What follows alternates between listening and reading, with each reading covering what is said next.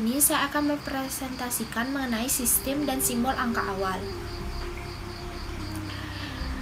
Nah, yang pertama, istilah matematika berasal dari bahasa Yunani yang digunakan secara umum dalam tulis-tulisan awal untuk menunjukkan setiap subjek pembelajaran atau studi.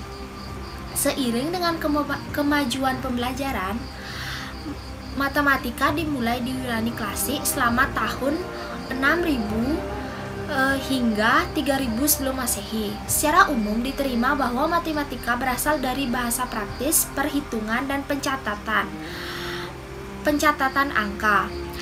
Ahli antropologi memberitahu bahwa hampir tidak ada budaya, betapapun primitifnya itu, yang tidak memiliki kesadaran akan angka. Meskipun itu mungkin sama mendasarnya dengan perbedaan antara angka 1 dengan angka 2.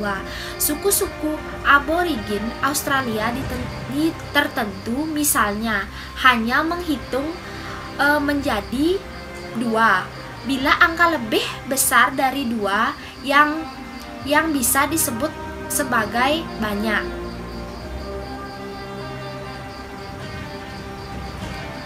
Yang kedua, dahulu nenek moyang juga menggunakan tulang untuk perhitungan. Artefak tulang yang memiliki tanda sayatan tampaknya menunjukkan bahwa orang-orang zaman batu tua telah merancang sistem perhitungan berdasarkan kelompok jenis bagian tulang. Contoh yang paling mengesankan adalah tulang kering dari serigala muda yang ditemukan di Čako, Slovakia. Panjang tulang tersebut sekitar 7 inci. Tulang diukir dan dipotong dalamnya, panjangnya kurang lebih sama. Dan masih banyak lagi penemuan tulang yang ditemukan. Ini merupakan salah satu contoh dari 3 tampilan tulang serigala Paleolitik yang digunakan untuk perhitungan. Ini merupakan contoh gambarnya. Demikian presentasi dari saya mengenai sistem dan simbol angka awal.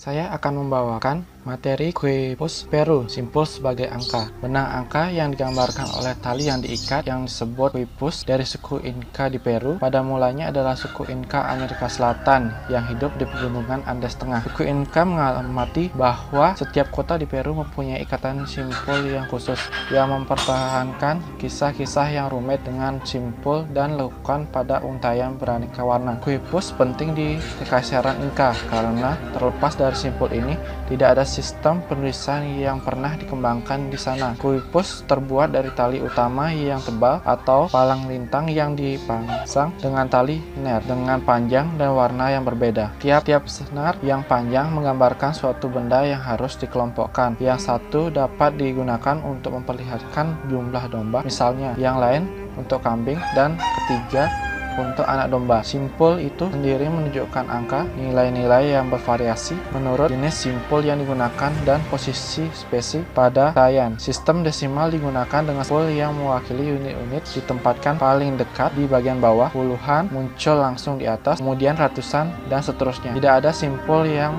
menunjukkan nol. Untuk mengapresiasi Quipus sepenuhnya, kita mempertahankan nilai numerik yang diwakili oleh simpul yang diikat.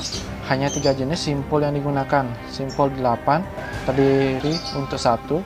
Simpul panjang menunjukkan salah satu dari nilai 2 sampai 9 tergantung pada jumlah nilai lilitan simpul, dan simpul tunggal juga menunjukkan 1. 8 simpul dan simpul panjang hanya muncul pada posisi terendah satuan pada liontin, sedangkan kelompok simpul tunggal dapat muncul pada posisi pasti lainnya karena tali liontin memiliki panjang yang sama. Posisi yang kosong nilainya 0 akan menjadi jelas pada perbandingan dengan tali yang berdekatan juga. Kemunculan kembali salah satu angka 8 atau simpul panjang akan menunjukkan bahwa nomor lain sedang direkam pada Leontin yang sama. Mengingat bahwa tingkat posisi membawa nilai untuk pangkat 10 berturut-turut, mari kita anggap bahwa simpul tertentu berisi dalam urutan simpul panjang dengan 4 lilitan, 2 simpul tunggal, ruang kosong, 7 gugusan, simpul tunggal, dan simpul tunggal bagi suku Inka. Susunan ini mewakili angka 17.024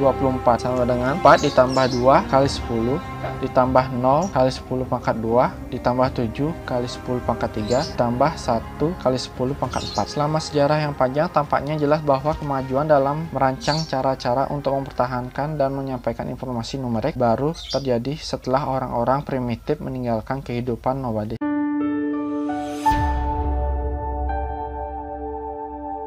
Herodotus adalah orang yang dijuluki sebagai bapak sejarah dunia. Dan dia adalah orang pertama yang diketahui mengumpulkan tulisan-tulisan dari suatu peristiwa, mengujinya hingga batas tertentu, dan menyusun narasi yang terstruktur secara jelas di dalam sebuah buku yang berjudul History of Herodotus. Herodotus adalah seorang ilmuwan yang lahir sekitar 485 hingga 430 sebelum Masehi di Halikarnassus. Ia berkelana di sekitaran Laut Tengah setelah terlibat konflik di negara asalnya. Selama perjalanannya, Herodotus mencatat berbagai hal di tempat yang ia kunjungi. Sekitar 443 sebelum Masehi, Herodotus menjadi warga Turium di Italia Selatan. Dari sinilah dia menyelesaikan buku yang berjudul The History of Herodotus. Karyanya ini menyimpan banyak informasi tentang kehidupan sehari-hari. Ia memberikan gambaran umum tentang dunia yang dia kenal, tentang berbagai bangsa, tentang tanah dan kota mereka, tentang apa yang mereka lakukan dan mengapa mereka melakukan itu. Herodotus menafsirkan keadaan dunia pada masanya adalah akibat dari perubahan di masa lalu, dan ia merasa bahwa perubahan tersebut dapat dijelaskan. Nah, hal inilah yang membuat Herodotus dijuluki sebagai bapak sejarah.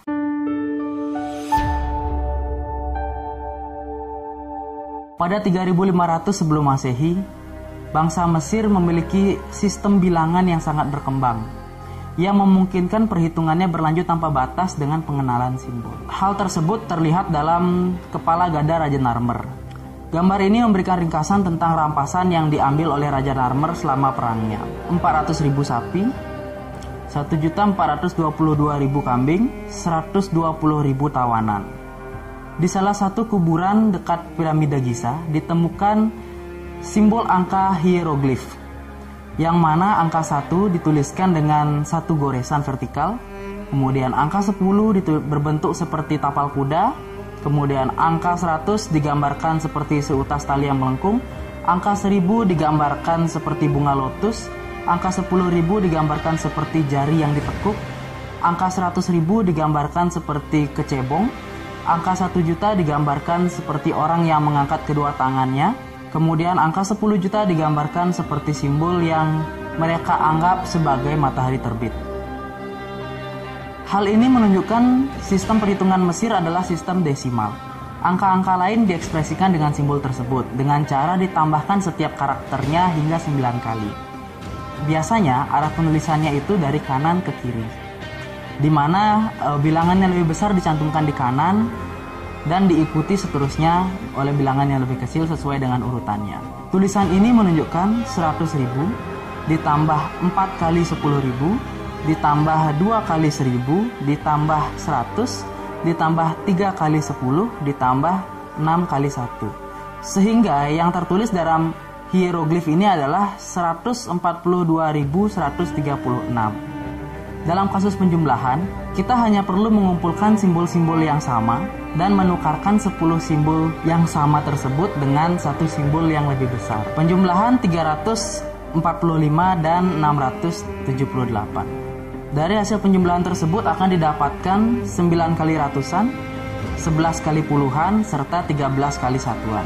Nah, kemudian simbol ini akan disederhanakan menjadi seperti ini, di mana 10 simbol puluhan yang tadi akan ditukarkan dengan satu simbol ratusan, dan 10 simbol satuan ditukarkan menjadi satu simbol puluhan. Kemudian akan disederhanakan menjadi seperti ini. Karena simbol ratusan sudah sebanyak 10, maka akan ditukarkan dengan simbol ribuan. Sedangkan pada kasus pengurangan dilakukan secara terbalik, yang mana simbol yang lebih besar akan ditukar dengan 10 simbol yang lebih kecil. Seperti ini contohnya. Dalam kasus ini, simbol ratusan ditukar dengan 10 simbol puluhan, dan simbol puluhan ditukar dengan 10 simbol ratusan seperti ini.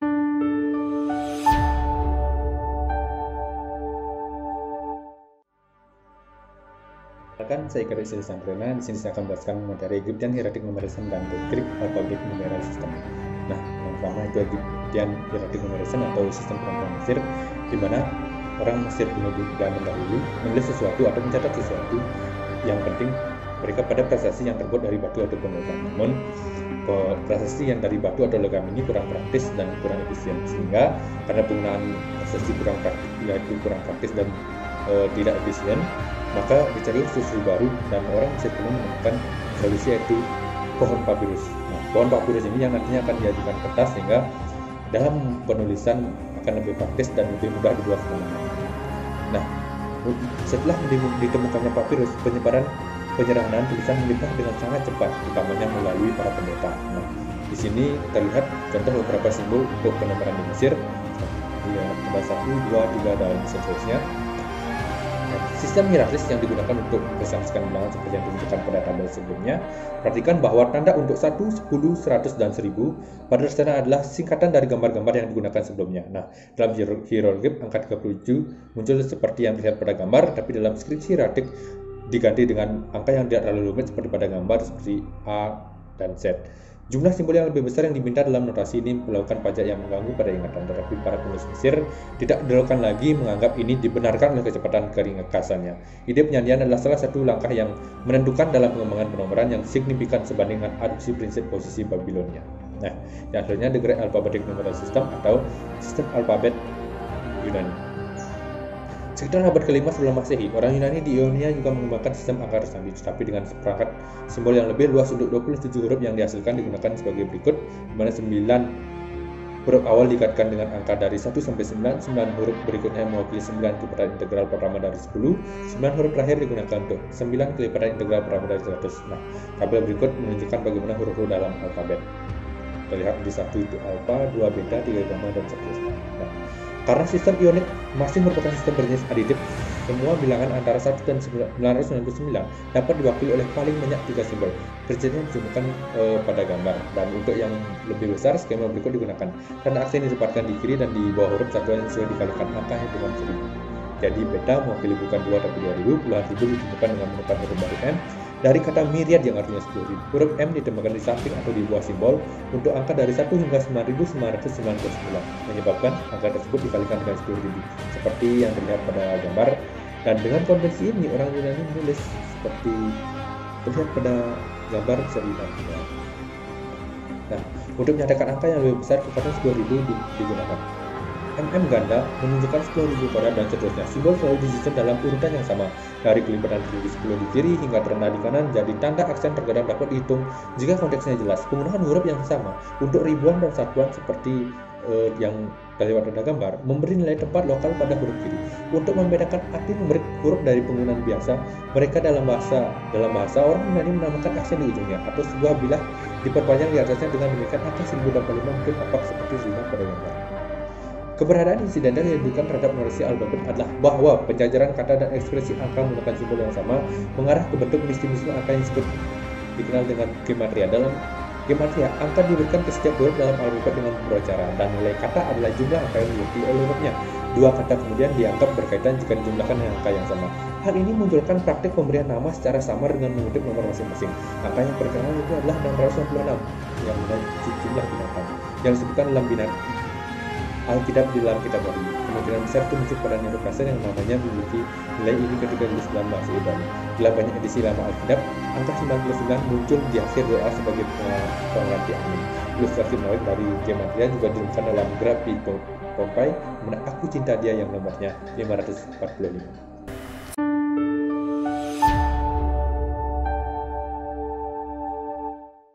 Selain Mesir, budaya kuno lain yang juga berpengaruh pada perkembangan matematika di dunia adalah salah satunya adalah budaya Babilonia. Nah, istilah Babilonia ini biasanya digunakan pada masa itu untuk menyebut orang-orang atau merujuk pada orang-orang yang tinggal pada suatu daerah atau menempati dataran di mana dataran tersebut dibatasi oleh dua sungai kembar, yaitu Sungai Tigris dan Efrat. Nah, orang Yunani pada masa itu menyebut masyarakat atau menyebut daerah tersebut dengan istilah Mesopotamia yang berarti tanah di antara sungai. Nah, tak lama setelah 3000 sebelum Masehi, orang Babilonia mengembangkan sistem penulisan dari piktograf ke hieroglif. Namun berbeda dengan Mesir yang sudah menggunakan pena dan tinta, masyarakat Babilonia masih menggunakan bulu yang kemudian berubah kemudian menggunakan pena stilus, di mana pena stilus ini memiliki bentuk runcing pada ujungnya atau berbentuk segitiga pada ujungnya. Stilus ini biasanya digunakan untuk menulis di tanah liat pada masa itu. Nah, aksara paku merupakan konsekuensi alamiah dari pemilihan tanah liat sebagai media. Sedangkan pena stilus ini tidak bisa digunakan atau tidak memungkinkan untuk membuat garis lengkung, sehingga semua simbol piktografnya harus terdiri dari irisan dengan cara yang berbeda.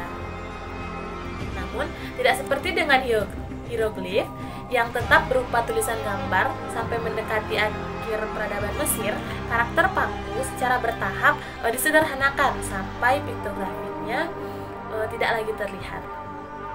Nah, diperkirakan untuk saat ini terdapat kurang lebih 400.000 tablet tanah liat dari masa Babilonia, yang dimana tablet tersebut tersebar di 400 museum yang ada di negara-negara, di berbagai negara. Namun penguraian dan interpretasinya berjalan sangatlah lambat karena variasi dialek dan modifikasi alami dalam bahasa pada ribuan tahun yang lalu. Dimulai dari langkah awal yang diambil oleh seorang guru yang bernama George Friedrich pada tahun 1775 sampai dengan 1853, sampai dengan Rawlinson yang kemudian memecahkan teka-teki paku tersebut, dan saat ini catatan besar mengenai peradaban Mesopotamia ini sudah menjadi buku terbuka.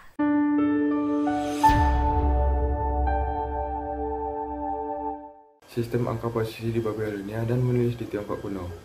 Sistem angka posisi Babilonia. Babilonia adalah sebuah peradaban kuno yang terletak di kawasan tengah selatan Mesopotamia. Pada masanya hingga saat ini matematika Babilonia jauh berkembang. Mereka sudah memanfaatkan sebagian sistem angka posisi yang didasarkan pada pengertian nilai tempat di mana nilai tersebut tergantung pada posisinya dalam representasi numerik. Kemajuan besar dalam matematika ini terjadi karena dua alasan, yaitu pertama, skala pencacahan Babilonia tidak desimal, tapi heksagesimal, 60 sebagai basis. Angka 60 memiliki banyak pembagi, yaitu 2, 3, 4, 5, 6, dan seterusnya.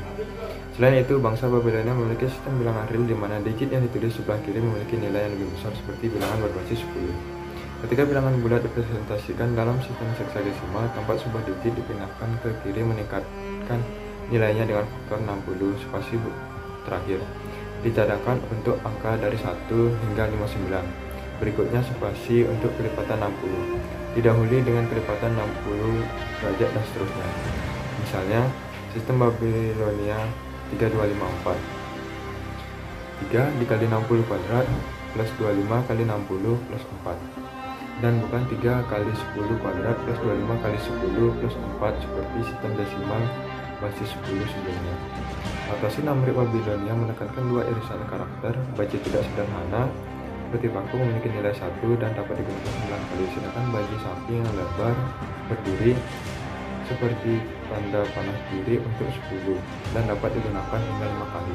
Contoh, dari gambar tersebut didapat 1 dalam kotak pertama kali 60 pangkat 3 ditambah 28 kotak kedua kali 60 kuadrat ditambah 52 kotak ketiga kali 60 plus 20 pada kotak keempat.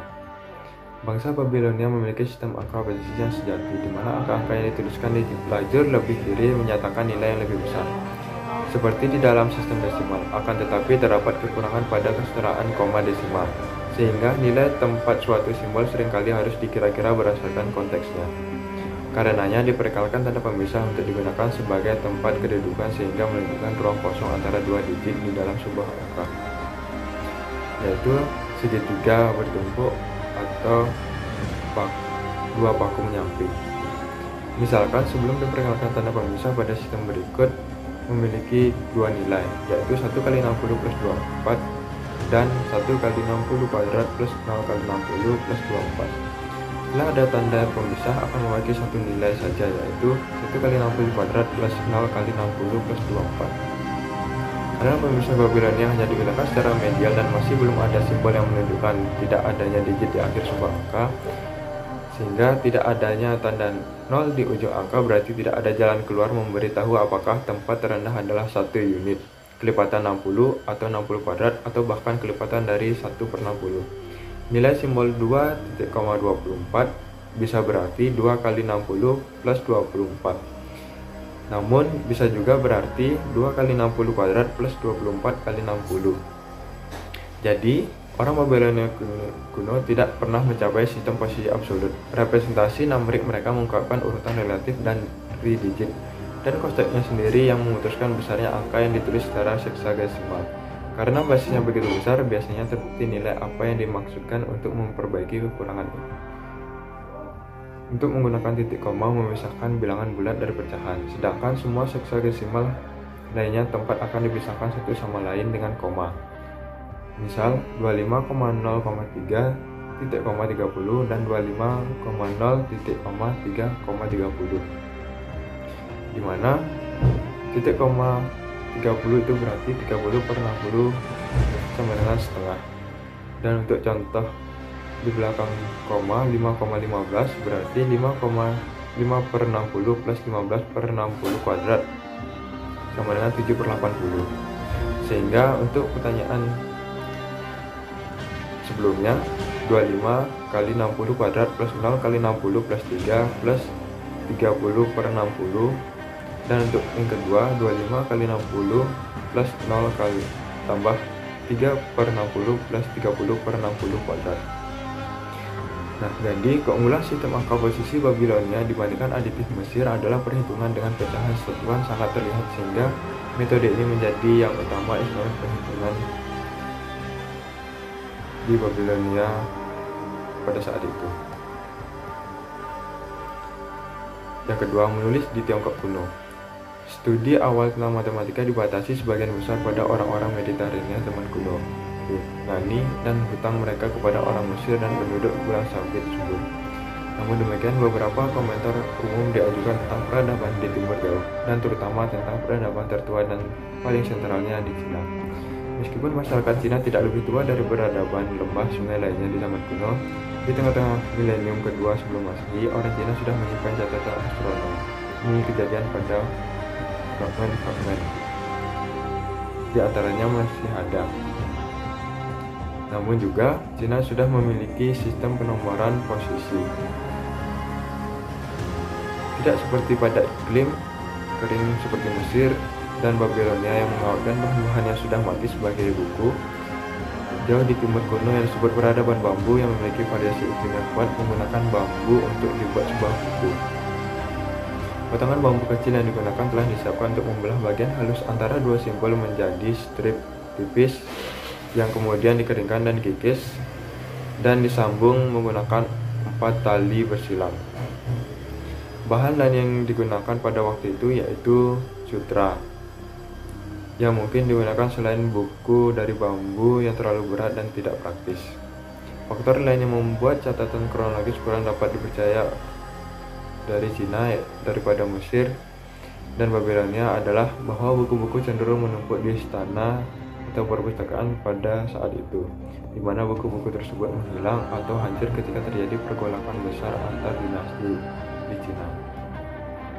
Kertas pertama kali ditemukan oleh Cailun pada tahun 1500 Masehi dan menyampaikan hasil penemuannya ke kaisar pada saat itu.